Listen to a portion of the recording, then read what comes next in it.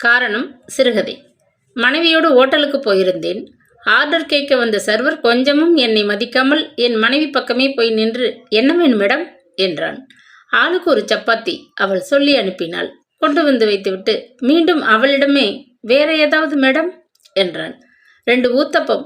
அதையும் கொண்டு வந்து வைத்தவன், காஃபி வேணுமா என்பதையாவது என்னை பார்த்து கேட்பான் என்று எதிர்பார்த்தேன். அதையும் அவளிடம்தான் கேட்டான். கடைசியாக பில் கொண்டு வரும்போது மட்டும் நேராக என் பக்கம் வந்து நீட்டினான். ஏயா, சாப்பிட என்ன வேணும்னெல்லாம் அங்கே கேட்குற, பில்லை மட்டும் என்கிட்ட தர, அதையும் அங்கேயே தர வேண்டியது தானே என்றேன் கிண்டலாக. சர்வர் சலனப்படவில்லை. சார், உங்களை பார்த்ததுமே மனமொத்த தம்பதிகளாக தெரிஞ்சிங்க. உங்களுக்கு என்னென்ன பிடிக்கும், எதை சாப்பிட்டா உடம்புக்கு ஒத்துக்கும்னு உங்கள் மனைவிக்குத்தான் தெரியும். அதான் அவங்கக்கிட்ட ஆர்டர் கேட்டேன் என்றான்.